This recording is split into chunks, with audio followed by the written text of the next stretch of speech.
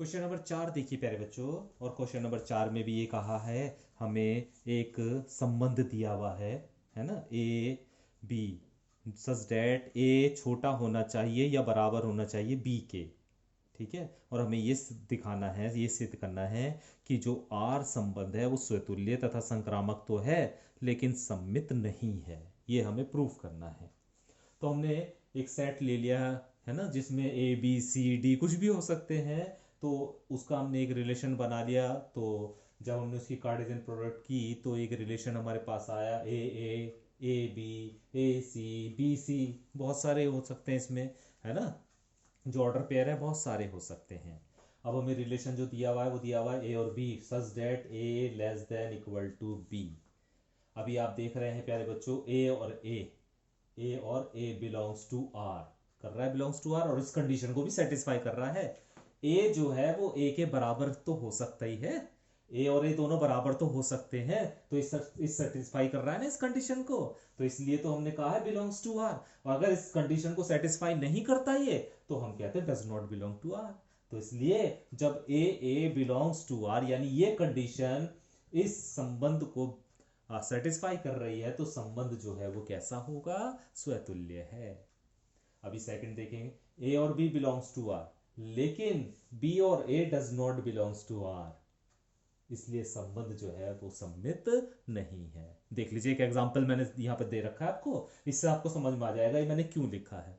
भाई मान लिया आपके पास ये ऑर्डर पेयर है 3 और 7। ठीक है, कुछ भी ले सकते हो आप। 3 और 7, ये ए है और ये बी है। तो प्यारे बच्चों, ए देखो छोटा है और बी देखो बड़ा है, वही तो कंडीशन है। ठीक है, ये बिलोंग टू आर बिल्कुल सही है, रिलेशन को बिलोंग कर रहा है। क्या 7 और 3 जो ऑर्डर पेयर है वो भी बिलोंग कर रहा है। ये ए है ये बी है, क्या ए इससे छोटा है या इक्वल है, नहीं है। इस कंडीशन को सेटिस्फाई नहीं कर रहा है, इसलिए हम कह सकते हैं ये बिलोंग नहीं कर रहा है आर को। तो इसलिए मैंने लिखा है यहाँ पर बी और A does not belong to R, क्योंकि बी ए के बराबर नहीं है। बी ए के बराबर नहीं, बी का मतलब है यहाँ पे ए होना चाहिए। ठीक है, तो अभी इस एग्जांपल से आपको समझ में आ गया होगा कि ये कंडीशन क्यों मैंने कहा है कि does not belong to R है। और जब ये condition does not belong to R है तो संबंध सम्मित नहीं है। ये कंडीशन समझ में आ गई होगी। अच्छा, थर्ड वाली में क्या करते हैं, A B belongs to R, ठीक है, B C belongs to R, ठीक है, तो ए और सी बिलोंग्स टू आर। तो संबंध कैसा होता है, संक्रामक होता है। इसके लिए भी एक एग्जांपल से समझ लीजिए। मान लिया 3 और 7 है, ये ए है ये बी है, तो ठीक है, ए छोटा है बी से। 7 और 12 भी ले लिया, ए छोटा है बी से, ये भी सेटिस्फाई कर रहा है। जब ए और B belongs to R, B और सी बिलोंग्स टू आर, तो ए और सी बिलोंग्स टू आर। तो ए तो हो गया 3 और बी हो गया, तो ए तो हो गया 3 और बी हो गया 12। तो इसका मतलब ये भी सेटिस्फाई कर रहा है। देख लो, ए छोटा है नहीं है बी से, इस कंडीशन को सेटिस्फाई कर रहा है नहीं कर रहा है। तो इसका मतलब A B belongs to R, B C belongs to R, that implies A और सी भी आर को बिलोंग करेगा। अतः ये संबंध संक्रामक होगा। तो इस तरह प्यारे बच्चों हमने प्रूफ कर दिया कि संबंध स्वतुल्य भी है, संक्रामक भी है, बट सम्मित नहीं है। क्वेश्चन नंबर 5 देखिए प्यारे बच्चों। और क्वेश्चन नंबर 5 में क्या कहा है, एक रिलेशन हमें दिया है ए और बी हमें जो हमें क्रमित युग्म बनाना है, ऑर्डर पेयर जो है ए और बी के रूप में लेना है, और कंडीशन ये होनी चाहिए A less than equal to B Q, यानी ए जो है वो छोटा होना चाहिए बी की पावर 3 से या बराबर होना चाहिए। तो हमने देखा कि इसमें ए और ए वाली कंडीशन भी सेटिस्फाई नहीं हो रही है, ए और ए वाली कंडीशन भी सेटिस्फाई नहीं हो रही है। कैसे, एक एग्जांपल ले लेते हैं। मान लिया मैंने ये जो हमने ऑर्डर पेयर बनाया या कार्टेशियन प्रोडक्ट का जो ऑर्डर पेयर बनाए हमने, उसमें से एक ऑर्डर पेयर ले लिया मैंने 1/2, मान लिया 1/2 ले लिया। ठीक है, क्या ये इस कंडीशन को सेटिस्फाई करेगा, मतलब 1/2 क्या छोटा होगा या इक्वल होगा 1/8 से।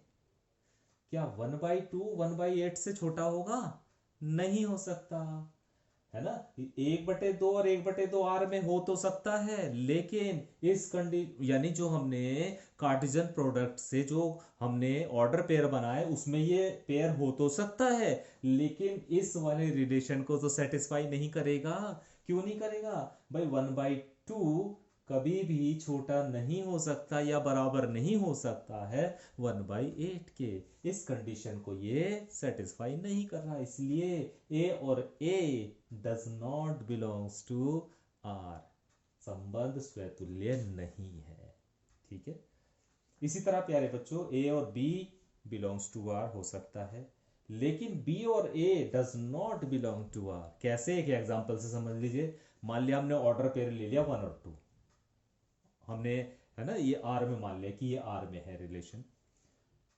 2 और 1 आर में हो सकता है क्या, ये देखना है।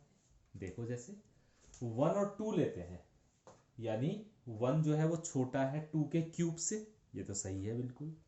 क्या 2 छोटा है 1 के क्यूब से? क्या 2 छोटा है 1 के क्यूब से? देखो ये है ए। क्या 2 छोटा है 1 के, देखो 1 छोटा है ना 2 के क्यूब से, तो सही बात है। क्या 2 भी छोटा है 1 के क्यूब से? ये बात सही नहीं है, यानी 2 और 1 does not belongs to R. 2 और 1 जो है ऐसे रिलेशन को सेटिस्फाई नहीं करेगा, इसलिए ए और बी बिलोंग्स टू आर ठीक है, लेकिन बी और ए आर को बिलोंग नहीं करेगा, इसलिए संबंध सम्मित नहीं है। ठीक है।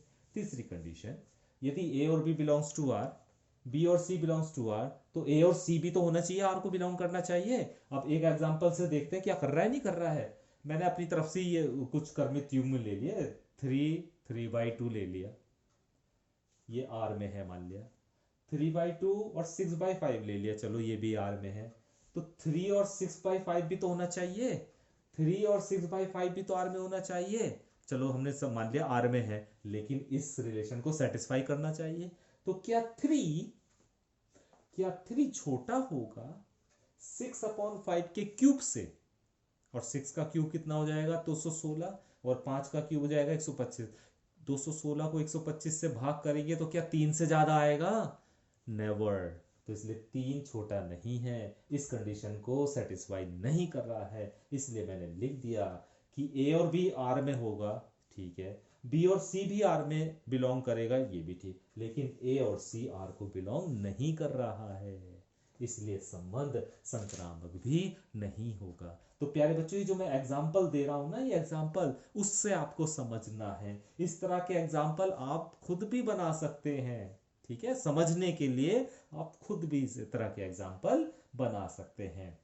ये जरूरी नहीं है कि जब आप एग्जाम में क्वेश्चन करें तो आप एग्जाम्पल के साथ क्वेश्चन को करें। आप तो सिंपल सीधा लिखें कि ये कंडीशन होनी चाहिए तभी वो संक्रामक होगा, अगर ये कंडीशन नहीं है तो वो संक्रामक नहीं होगा। आप सीधा ऐसे भी लिख सकते हैं, लेकिन अगर आप एग्जाम्पल के साथ समझोगे और समझाओगे दूसरों को तो प्यारे बच्चों आपके भी अच्छे से समझ में आ जाएगा और दूसरों को भी अच्छे से समझ में आ जाएगा।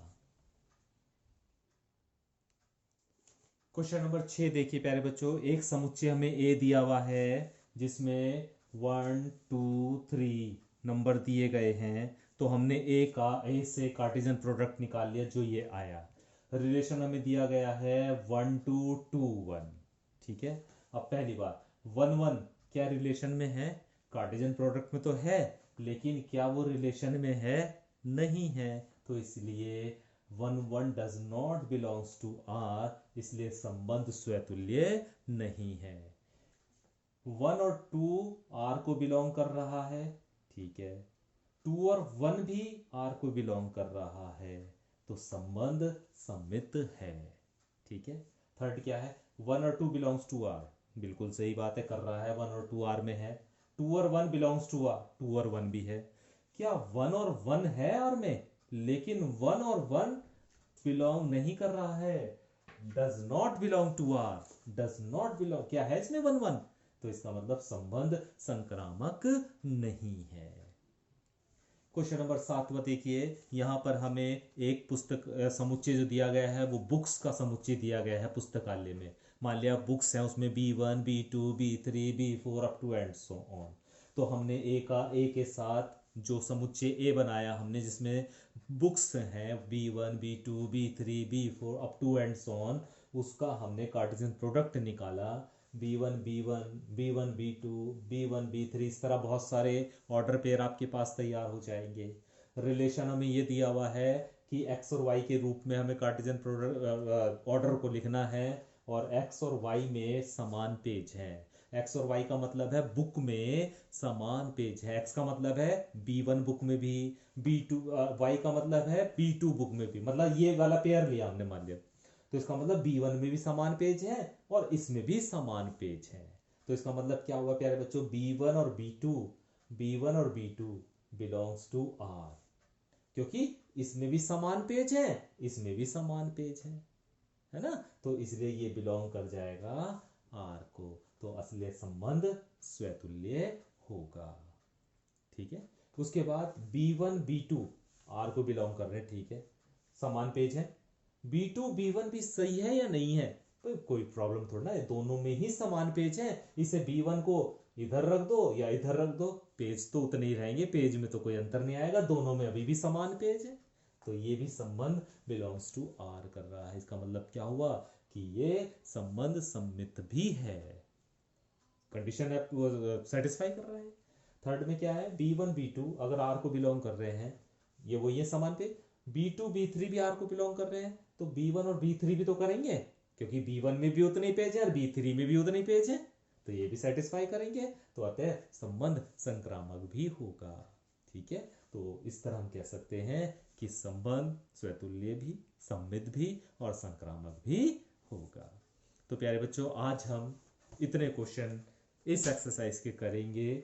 आप इन सभी क्वेश्चंस की जो आज आपको कराए गए हैं, इनकी अच्छे से प्रैक्टिस कीजिए और समझिए क्या आपको आज बताया गया है।